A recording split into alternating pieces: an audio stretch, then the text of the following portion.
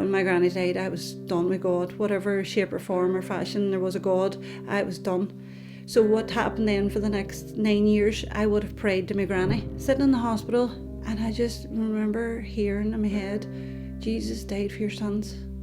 And I thought, where did that come from? I could just feel it in my heart. Something had changed in me. Everything looked different, seemed different. I was different. I just couldn't stop smiling. It's just like life started. Hi, my name is Charlene. I am from Derry and this is my testimony. Lived in Castlederg from I was born till I was 4. My granny would have brought me up for them first 4 years of my life. Me and my granny had a really close bond. Never wanted to leave her side. And then we moved to Derry when I was 4. I had a great life. I had a lot of family around me and great support. And the year I got married, February of that year, I also lost my granny. So my world fell apart. I lost family as well. We just fell away, we're just fighting and stuff, and I suppose grief does that to people, but it was a hard time. So I got married and then had my daughter, and she just helped so much with grief. Having that wee person they love, and she was mine, and she was everything. My daughter was just over a year, and my marriage broke down. Went through a hard time then, because we had to sell our home and ended up homeless, and 2018 then we got our own house. Life was good again. We had somewhere to live. It was ours. Nobody could take it from us. Then I met my now husband. My second daughter came along.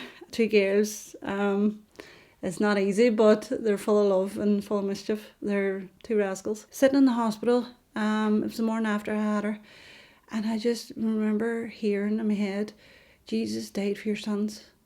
And I thought, where did that come from? Like, I wouldn't have said that was religious. I knew there was a God, but when my granny died, I was done with God. Whatever shape or form or fashion there was a God, I was done.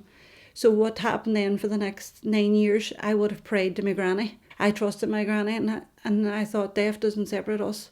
She's in heaven, and I'm going to pray to my granny. So anything I ever wanted for the next 9 years of my life, I prayed to my granny. I would have had signs and stuff, like I would have found fellers everywhere I went. There's a song, Ed Sheeran, Thinking Out Loud, and I would have got up in the morning and I said, Granny, I need a sign, and that song would have been in the shop, or a green 306 that she used to drive, I would have seen that. Just crazy stuff. And the days that I happened to ask, those days I seemed to need it the most, it was there.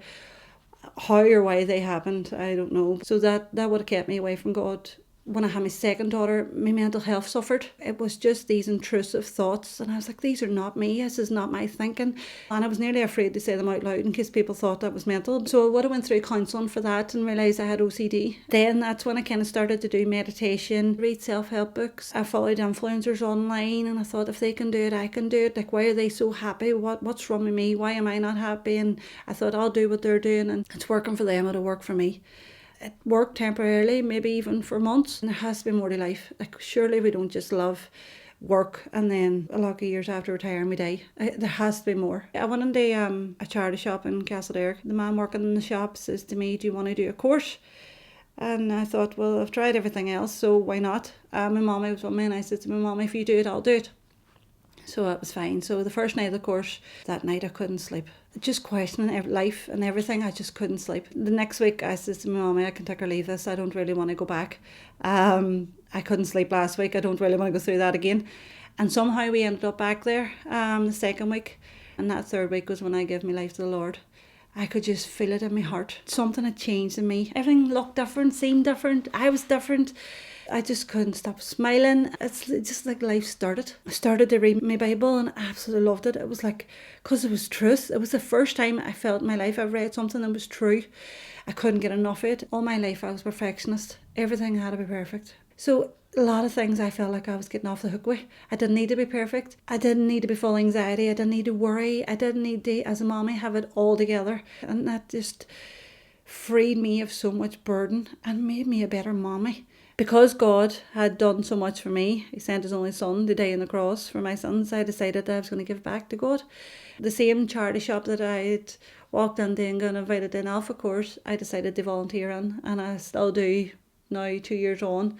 Going to church as well, there was one of the leaders says to me about being a sports chaplain. And then the more I looked into it and the more God spoke, the more I realised it was for me. I am a chaplain for a women's football team, and I get to just be there, do life with them, be alongside them, whatever that looks like. I've prayed with them, I've prayed over them, I pray before I go to every training session, every match. I'll be praying in the dugout.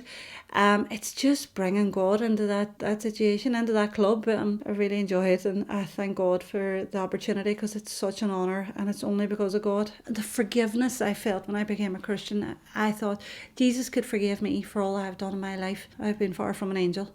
I could forgive everybody else. Or before I became a Christian, I would have been very stubborn. You can't have done anything to me once. You were dead to me. I was so so stubborn, and I thought my hatred that I had for other people bothered them, but it turned out to bother me more. There's a saying that it's like drinking poison and expecting it to affect somebody else, and that's exactly what I was doing.